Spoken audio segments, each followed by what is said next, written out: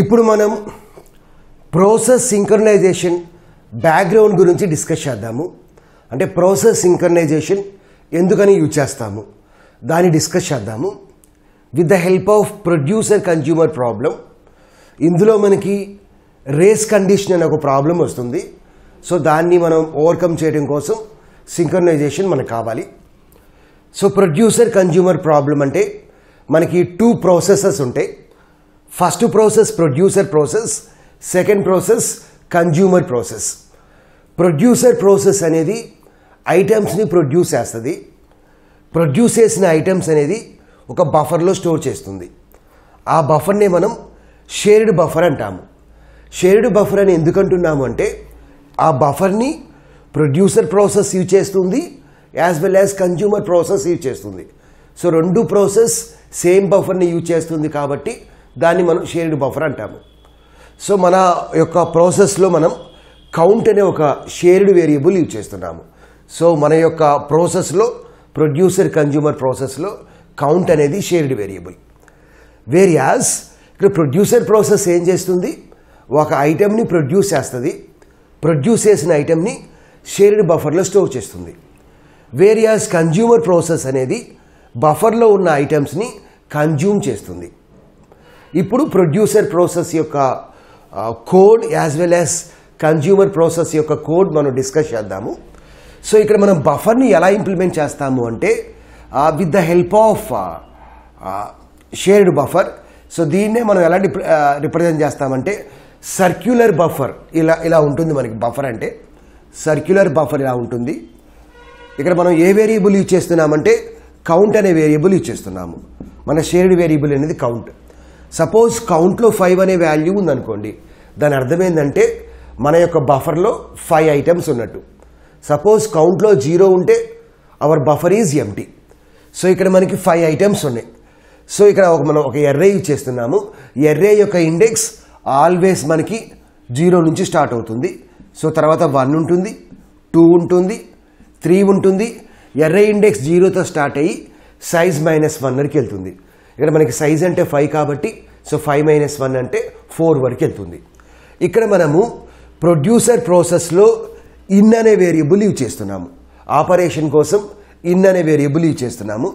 వేరియాస్ consumer ప్రాసెస్లో operation కోసం out అనే వేరియబుల్ యూజ్ చేస్తున్నాము. ఓకే, ఇప్పుడు మనం ప్రొడ్యూసర్ ప్రాసెస్ యొక్క కోడ్ని చూద్దాము. While of true. So true అంటే ఈ కండిషన్ అనేది ఆల్వేస్ ట్రూ అవుతుంది. ప్రొడ్యూసర్ ప్రాసెస్ ఏం చేస్తుంది, it produces an item and put in next produced. So ఆ ప్రొడ్యూస్ చేసిన ఐటెం అనేది నెక్స్ట్ ప్రొడ్యూస్డ్ అనే ఒక వేరియబుల్లో స్టోర్ చేస్తుంది. సో ఇక్కడ ప్రొడ్యూసర్ ప్రాసెస్ ఏం చేస్తుందంటే ప్రొడ్యూస్ చేసిన ఐటెంని బఫర్లో ప్లేస్ చేస్తుంది. సో దానికోసం మనం ఏం చేయాలి అంటే ఆ ఐటెంని బఫర్లో ప్లేస్ చేయకముందే మనం బఫర్ ఫుల్లో కాదో చెక్ చేయాలి. బఫర్ కనుక ఫుల్ అనుకోండి, అప్పుడు ప్రొడ్యూస్ చేసిన ఐటెంని బఫర్లో స్టోర్ చేయలేము. సపోజ్ బఫర్ అనేది నాట్ ఫుల్ అనుకోండి, అప్పుడు ప్రొడ్యూస్ చేసిన ఐటెంని మనం బఫర్లో స్టోర్ చేయొచ్చు. సో ఇక్కడ దానికోసం మనం ఏ కండిషన్ రాస్తున్నామంటే while count double equal to buffer size. ఇక్కడ మనం వైల్ ఎండింగ్లో సెమీకోలన్ పెట్టాము. సెమీకోలన్ పెడితే ఏమవుతుందంటే కండిషన్ ట్రూ అయినంత కాలం ఆ కంట్రోల్ అనేది వైల్ లూప్లోనే ఉంటుంది. ఎప్పుడైతే కండిషన్ ఫాల్స్ అవుతుందో అప్పుడు వైల్ లూప్ నుంచి బయటకు వస్తుంది. సో కండిషన్ ట్రూ అయితే ఆ వైల్ లూప్లోనే ఉంటుంది, ఈ లూప్లోనే ఉంటుంది, బయటికి రాదు. కండిషన్ ఫాల్స్ అయితే బయటకు వస్తుంది. While count double equal to buffer underscore size. ఇనిషియల్గా కౌంట్లో ఏముంటుందంటే 0 ఉంటుంది. బికాస్ ఇక్కడ మనకి ఈ బఫర్లో ఎటువంటి ఎలిమెంట్స్ లేవు కాబట్టి కౌంట్లో ఏ వాల్యూ ఉంటుంది, ఇనిషియల్గా 0 అనే వాల్యూ ఉంటుంది. 0 డబల్ ఈక్వల్ టు మనం అనుకుంటున్న బఫర్ యొక్క సైజ్ ఎంత 5. ఇక్కడ మనకి బఫర్ సైజ్ ఎంత 5. So 0 double equal to 5. Condition is falls. Condition false కాబట్టి వైల్ నుంచి బయటకు వచ్చేసింది. ఇప్పుడు మనం ఏం చేస్తున్నాము, మనం ప్రొడ్యూస్ చేసిన ఐటెం అనేది నెక్స్ట్ ప్రొడ్యూసర్ అనే వేరియబుల్లో స్టోర్ చేస్తున్నాము. ఆ నెక్స్ట్ ప్రొడ్యూసర్ని దేనిలో స్టోర్ చేస్తున్నాము, బఫర్ ఆఫ్ ఇన్లో స్టోర్ చేస్తున్నాము. ఇనిషియల్గా ఇన్ అనేది 0 దగ్గర ఉంటుంది. So buffer of 0 equal to next producer. Suppose మనం 10 అనే వాల్యూ రీడ్ చేసాము అనుకోండి, అప్పుడు 10 అనేది 0లో స్టోర్ అవుతుంది. తర్వాత in equal to in plus 1 modulo buffer size. ప్రీవియస్గా ఇన్ వాల్యూ ఎంత 0, 0 ప్లస్ 1 ఎంత 1, 1 మాడ్యులో బఫర్ సైజ్ ఎంత 5. సో 1 మాడ్యులో 5 అంటే ఎంత 1. సో ఇప్పుడు ఇన్ అనేది ఏమైంది 0 దగ్గర నుంచి 1 దగ్గర ప్లేస్ అయింది. మనం ఈ స్టేట్మెంట్ ఎందుకు యూజ్ చేసామంటే సపోజ్ మనకి 4 దగ్గర ఉందనుకోండి, ఇప్పుడు ఇన్ ఇంక్రిమెంట్ చేసామనుకోండి 0 దగ్గరికి రావాలి. సపోజ్ ఇన్ 4 దగ్గర ఉందనుకోండి 4 ప్లస్ 1 ఎంత 5, 5 మాడ్యులో 5 ఎంత 0, అంటే 4 దగ్గర నుంచి మనం 0 దగ్గరికి రావచ్చు. సో దానికోసం మనం ఇది రాసాము. ఓకే, సో తర్వాత కౌంట్ ప్లస్ ప్లస్. ఇనిషియల్గా కౌంట్లో ఎంత ఉంది 0 ఉంది, ఇప్పుడు కౌంట్లో ఎంత వస్తుంది 1 వస్తుంది. ఇప్పుడు ఇంకొక ఐటమ్ని ఇన్సర్ట్ చేద్దాము. While of true, as condition is true, produces an item and put in next produced. Suppose 20 అనే ఐటమ్ని మనం ఎంటర్ చేసాము అనుకోండి, ఇప్పుడు 20 అనేది నెక్స్ట్ ప్రొడ్యూస్లో ఉంటుంది. Next while count double equal to buffer size. ఇప్పుడు కౌంట్లో ఉన్న వాల్యూ ఎంత 1, 1 double equal to buffer size, 1 double equal to 5, condition false కాబట్టి ఇక్కడ నుంచి బయటకు వస్తుంది. Buffer of in equal to next produced. మనం 20 అనే వాల్యూ ఎంటర్ చేస్తే ఇప్పుడు 20 అనేది ఎక్కడ స్టోర్ అవుతుంది బఫర్ ఆఫ్ ఇన్లో. ఇన్ అంటే ఎంత 1, సో ఇప్పుడు 20 అనేది బఫర్ ఆఫ్ 1లో స్టోర్ అవుతుంది. Next in equal to in plus 1 modulo buffer size. So 1 plus 1 ఎంత 2, 2 మాడ్యులో 5 ఎంత 2. So I'm sorry, in equal 1 plus 1, in 1 దగ్గర ఉంది, 1 ప్లస్ 1 అంటే 2, 2 మాడ్యులో 5 అంటే 2. ఇప్పుడు ఇన్ ఎక్కడ వస్తుంది 2 దగ్గరకు వస్తుంది. ఇప్పుడు కౌంట్ ఏం చేయాలి మనం ఇంక్రిమెంట్ చేయాలి, అంటే కౌంట్ ఎంత వస్తుంది 2 వస్తుంది. బఫర్లో 2 ఐటమ్స్ ఉన్నాయి కాబట్టి కౌంట్ 2 దగ్గరకు వచ్చింది. తర్వాత ఏం చేద్దామంటే ఒక 3 ఐటమ్స్ ఇన్సర్ట్ చేద్దాం. ఇప్పుడు 30 ఇన్సర్ట్ చేద్దాం, తర్వాత 40 ఇన్సర్ట్ చేద్దాం, తర్వాత 50 ఇన్సర్ట్ చేద్దాం. సో 50 ఇన్సర్ట్ చేసిన తర్వాత కౌంట్లో ఏ వాల్యూ వస్తుంది 5 వస్తుంది. వై బికాస్ బఫర్లో ఎన్ని ఐటమ్స్ ఉన్నాయి 5 ఐటమ్స్ ఉన్నాయి. ఇప్పుడు ఇంకొక ఐటమ్ని ఇన్సర్ట్ చేయడానికి ట్రై చేద్దాము. While of true, as condition is true, while of count double equal to buffer size. ఇప్పుడు కౌంట్లో ఎంత ఉంది బఫర్లో 5 ఐటమ్స్ ఉన్నాయి కాబట్టి కౌంట్లో 5 ఉంటుంది. 5 డబల్ ఈక్వల్ టు మన యొక్క బఫర్ సైజ్ ఎంత 5, 5 double equal to 5, condition true. Condition ఇక్కడ కనుక ట్రూ అయితే ఏమవుతుంది ఆ వైల్ లూప్లోనే ఉంటుంది. ఇక్కడ మనకి బఫర్ ఫుల్ అయింది. సో ఫుల్ అయింది కాబట్టి ప్రొడ్యూసర్ ప్రాసెస్ ఇంకొక ఐటెంని ప్రొడ్యూస్ చేసినా దాన్ని మనం బఫర్లో స్టోర్ చేయలేము. Why because already buffer is free, already buffer is full. కాబట్టి ఇప్పుడు ఏమైంది ప్రొడ్యూసర్ ప్రాసెస్ అనేది ఈ వైల్ లూప్లోనే వెయిట్ చేస్తుంది. ఎప్పటిదాకా వెయిట్ చేసింది కన్జ్యూమర్ ప్రాసెస్ అనేది ఆ బఫర్ నుంచి ఒక ఐటెం కన్జ్యూమ్ చేసేంత వరకు వెయిట్ చేస్తుంది. ఇప్పుడు మనం కన్జ్యూమర్ ప్రాసెస్ యొక్క కోడ్ని చూద్దాము. While of true, as condition is true. ఇప్పుడు మనం ప్రొడ్యూసర్ ప్రాసెస్లో మనం ఏం చేస్తున్నాము బఫర్ ఫుల్లో కాదో చెక్ చేస్తున్నాము. ఫుల్ అయితే వెయిట్ చేస్తుంది, ఫుల్ కాకపోతే ఇన్సర్ట్ చేస్తుంది. అదేవిధంగా కన్జ్యూమర్ ప్రాసెస్లో మనం బఫర్ ఎంటీయో కాదో చెక్ చేస్తాము. బఫర్ కనుక ఎంటీ అనుకోండి, బఫర్ ఎప్పుడు ఎంటీ అవుతుంది కౌంట్లో 0 ఉంటే ఎంటీ అయింది. బఫర్ కనుక ఎంటీ అయితే అది ఇక్కడ పక్కన సెమీకోలన్ పెట్టాము అంటే ఏంది బఫర్ ఎంటీ అయితే అది ఆ వైల్ లూప్లోనే కన్జ్యూమర్ ప్రాసెస్ వెయిట్ చేస్తుంది. ఎప్పటిదాకా వెయిట్ చేస్తుంది ప్రొడ్యూసర్ ప్రాసెస్ అనేది ఒక ఐటెంని ప్లేస్ చేసేంత వరకు. Next statement next consumer equal to buffer of out. So ఇక్కడ మనం కన్జ్యూమర్ ప్రాసెస్లో అవుట్ అనే వేరియబుల్ యూజ్ చేస్తున్నాము. సో మనం కన్జ్యూమ్ చేసిన ఐటెంని నెక్స్ట్ కన్జ్యూమ్డ్ అనే ఒక వేరియబుల్లో పెట్టాము. తర్వాత అవుట్ని ఇంక్రిమెంట్ చేశాము అంటే నెక్స్ట్ వేరియబుల్ని కన్జ్యూమ్ చేయాలి. తర్వాత కౌంట్ని డిక్రిమెంట్ చేశాము. ఇప్పుడు ఒక 2 ఐటమ్స్ని మనము కన్జ్యూమ్ చేద్దాము. While count double equal to 0, but ఈ ఎగ్జాంపుల్ తీసుకుంటే కౌంట్లో వాల్యూ ఎంత ఉంది 5 ఉంది. 5 double equal to 0, condition is falls కాబట్టి వైల్ నుంచి బయటకు వచ్చేస్తుంది. Next consumer equal to buffer of out. Out ఎక్కడ ఉంటుంది ఫస్ట్ ఐటమ్ దగ్గర ఉంటుంది. ఫస్ట్ ఐటెంలో ఎంత ఉంది 0 ఐటెంలో 10 ఉంది. ఫస్ట్ అంటే 0th ఇండెక్స్ దగ్గర ఉంటుంది. సో బఫర్ ఆఫ్ అవుట్ అంటే బఫర్ ఆఫ్ 0, బఫర్ ఆఫ్ 0 అంటే ఎంత 10. సో ఇప్పుడు ఆ 10 అనే ఐటెంని మనం కన్జ్యూమ్ చేస్తున్నాము. ఇప్పుడు ఆ 10 అనే దాన్ని నెక్స్ట్ కన్జ్యూమ్డ్ అనే వేరియబుల్లో స్టోర్ చేసాము. అంటే ఆ కన్జ్యూమర్ ప్రాసెస్ ఐటెంని కన్జ్యూమ్ చేసింది.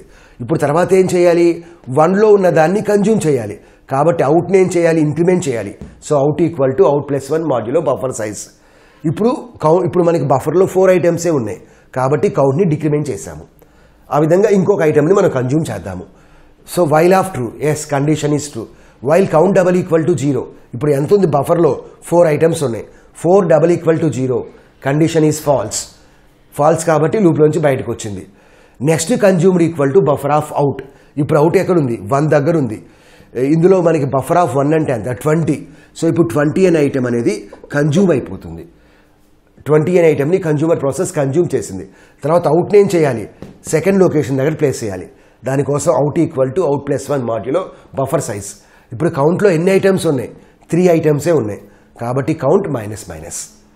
సపోజ్ అన్ని ఐటమ్స్ని కన్జ్యూమ్ చేసింది అనుకోండి. ఇప్పుడు బఫర్లో ఎటువంటి వాల్యూ లేదు కాబట్టి కౌంట్లో ఏముంటుంది? 0 అనే వాల్యూ ఉంటుంది. So while count double equal to 0, yes కౌంట్లో 0నే ఉంది.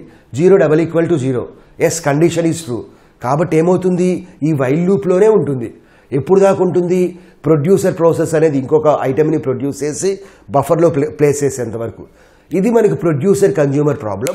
ఇందులో మనకి రేస్ కండిషన్ అనే ఒక ప్రాబ్లం వస్తుంది. ఆ ప్రాబ్లమ్ని మనం ఓవర్కమ్ చేయడం కోసమే ప్రాసెస్ సింక్రనైజేషన్ని యూజ్ చేస్తాము. ఇప్పుడు మనం రేస్ కండిషన్ గురించి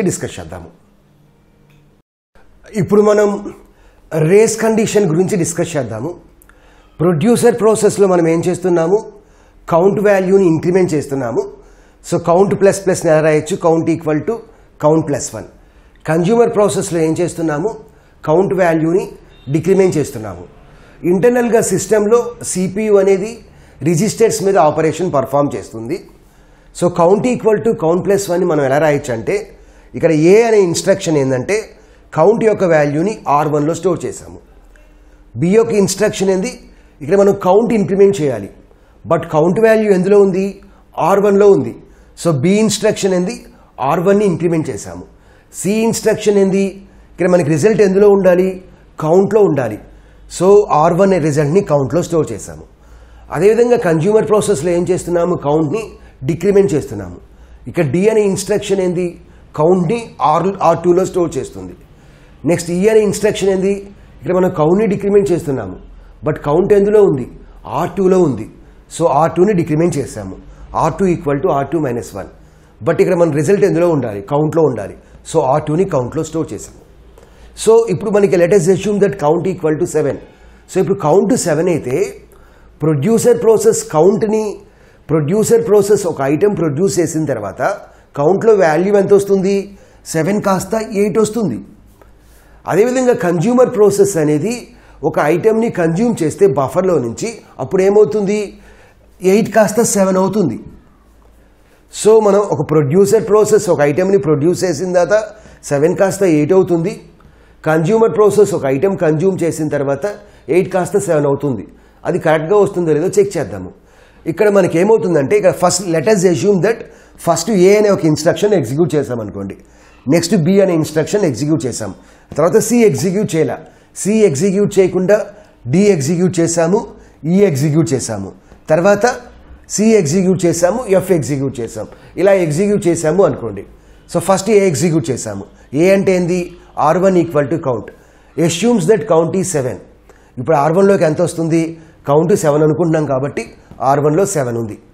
నెక్స్ట్ బి అనే ఇన్స్ట్రక్షన్ ఎగ్జిక్యూట్ చేసామనుకోండి. R1 equal to R1 plus 1. ఇప్పుడు R1లో ఎంత ఉంది? 7 ఉంది. 7 ఇంక్రిమెంట్ చేస్తే ఎంత వస్తుంది? 8 వస్తుంది. తర్వాత సి అనే ఇన్స్ట్రక్షన్ కాకుండా డి ఎగ్జిక్యూట్ చేసాము అనుకోండి. డిలో ఏముంది? R2 equal to count. ఇక్కడ కౌంట్ అంటే ఏంది? ఇక్కడ మన కౌంట్ అంటే ఏంది? 7. సో ఇప్పుడు R2లో ఎంత వచ్చింది? 7 వచ్చింది. తర్వాత ఈ అనే ఇన్స్ట్రక్షన్ ఎగ్జిక్యూట్ చేసాము అనుకోండి. ఈ ఇన్స్ట్రక్షన్ ఏంది? R2 equal to R2 minus 1.